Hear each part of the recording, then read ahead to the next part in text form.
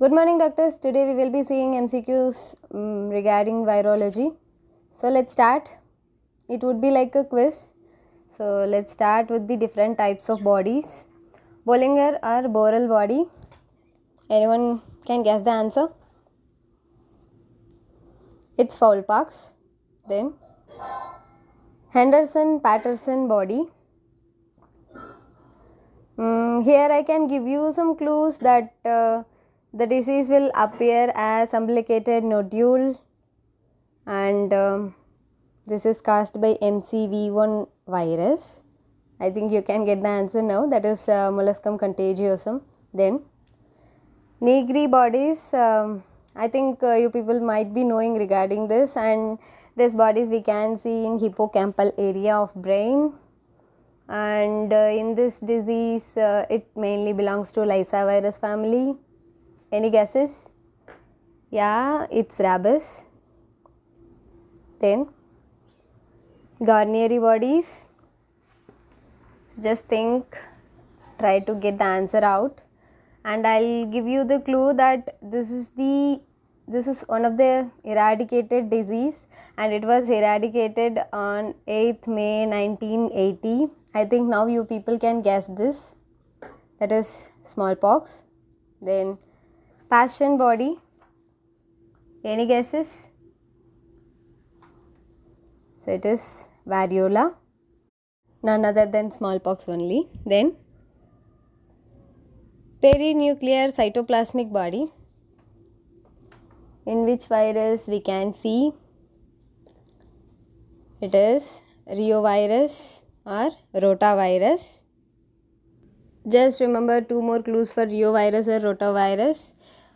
Rotavirus is the most common cause of diarrhea in children, and just because of genetic reassortment in rotavirus, it becomes more virulent. Then Taurus body or Cowdery type A body. Just guess the answer. I'll give you a clue for this. In this virus, we can see another one body called as Councilman bodies, which we can see in acute viral hepatitis also. I think now you can guess the answer. The answer is yellow fever. Then Lipskitt's body or Cowdery type A body. So in Cowdery type A body there are two, that is Lipskitt's body and Taurus body. So let's see where we can see this Lipskitt's body. I'll give you one clue. This virus have some latent infecting stage which we call as shingles. So I think you might have guessed the answer. The answer is herpes virus and varicella.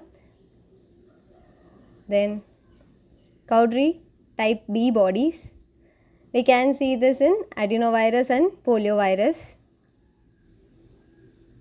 Then owl eye inclusion bodies. I think you people can easily guess. The answer is cytomegalovirus. Then Warthin-Finkeltli Jain cells. This you can easily guess. And once the disease is attacking, it will provide lifelong immunity. And I think the secondary attack rate for this disease is 90%. Can you guess the answer? And the answer is measles. Then so let's see the different shapes of viruses. First is rabies virus, that is bullet shape. So just imagine that dog is traveling in bullet. Then comes tobacco mosaic virus. So in India, usage of tobacco is more common, and people used to put it in hand and they used to roll it. So it is becoming rod shaped. Then rotavirus, so name itself is telling something is rotating, so it is wheel shaped. And next comes pox virus, it is brick shaped. All the bricks are packed in boxes. Just remember like that.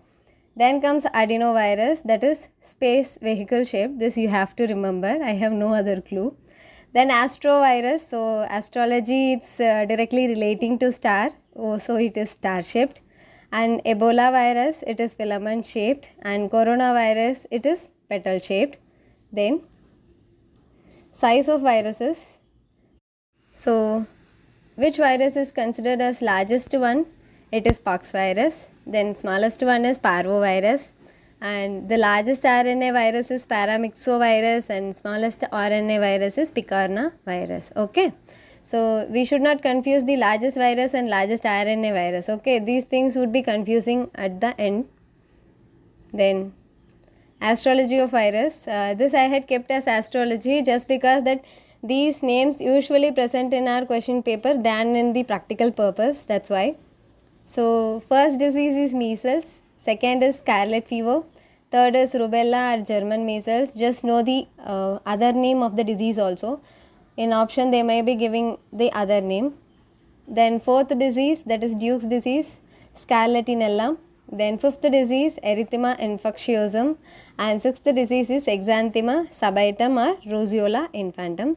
These things are more important, we can see in our question papers, but in case of practical or clinical purpose, these type of mentioning the disease as first, second, third is not seen commonly nowadays.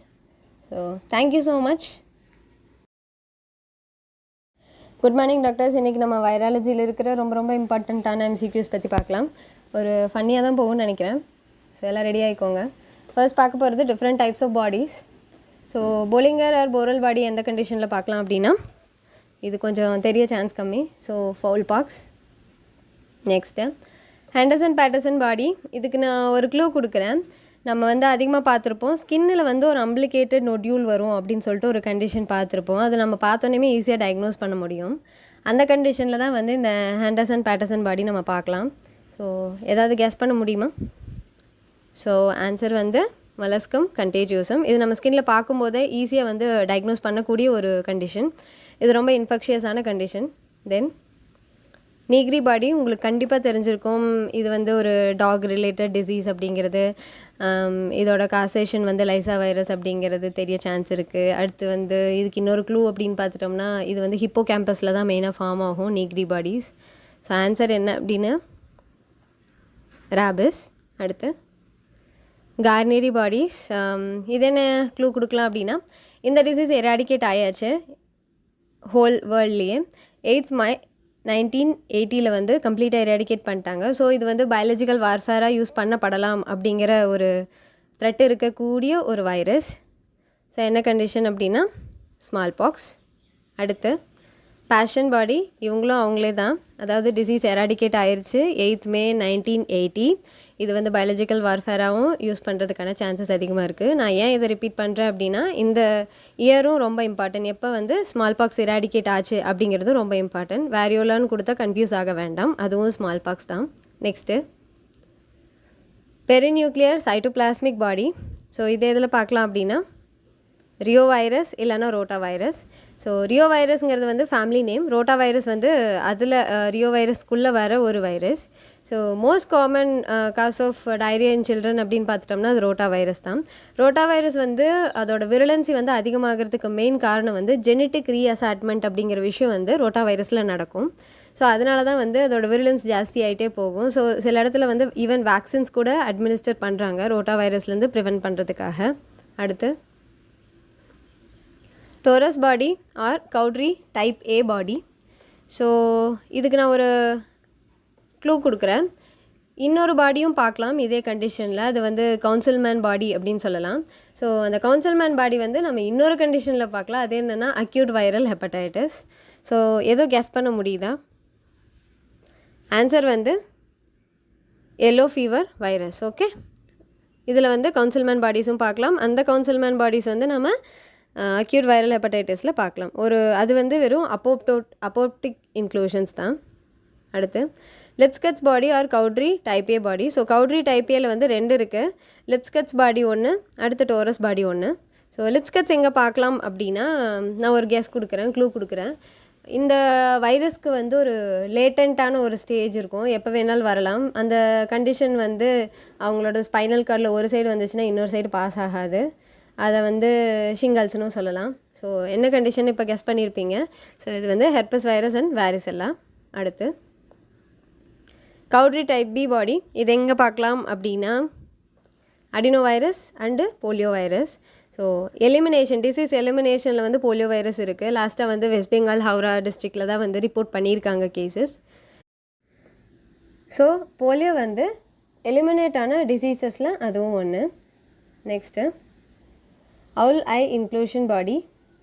இது வந்து இந்த virus வந்து அதிகமாக congenital இன்ஃபெக்ஷனை cos பண்ணும். மெயினாக இது large placenta கூட associate ஆகி வரும். சரி, ஏதோ கெஸ் பண்ண முடியுதா? ஓகே, நானே சொல்லிடுறேன். Cytomegalo virus. Next Warthin Finkeldey giant cells. So இந்த கண்டிஷன் பற்றி சொல்லணும் அப்படின்னா, ஒன்ஸ் இந்த டிசீஸ் வந்துச்சு அப்படின்னா ஒரு லைஃப் லாங் இம்யூனிட்டி நமக்கு கிடைக்கும் அப்படின்னு சொல்கிறாங்க. அடுத்து அதுவும் இல்லாமல் இதோட செகண்டரி அட்டாக் ரேட் வந்து 90%. நெக்ஸ்ட் இந்த டிசீஸ் பற்றி சொல்லணும் அப்படின்னா இதில் ரொம்ப இம்பார்ட்டண்ட்டாக 2 சைன்ஸ் பார்க்கலாம். கோப்ளிக் ஸ்பாட் அப்படிங்கிறதும் காம்பி சைன் அப்படிங்கிறதும். ஸோ ஐ திங்க் கெஸ் பண்ணியிருப்பீங்க. ஆன்சர் வந்து மீசல்ஸ்.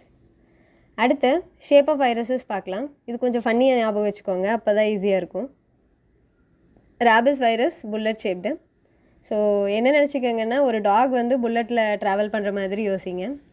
அடுத்து டொபாக்கோ மொசைக் வைரஸ். ஸோ இந்தியாவில் வந்து ரொம்ப காமனான விஷயம் இந்த டொபாக்கோ யூஸ் பண்ணுறது தான். ஸோ காமனாக என்ன பண்ணுவாங்க, கையில் போட்டு அதை நல்லா உருட்டி அப்புறம் தானே வாயில் வைப்பாங்க. ஸோ அதே தான் ராட் ஷேப்டு, அது ஞாபகம் வச்சுக்கோங்க. அடுத்து ரோட்டா வைரஸ்.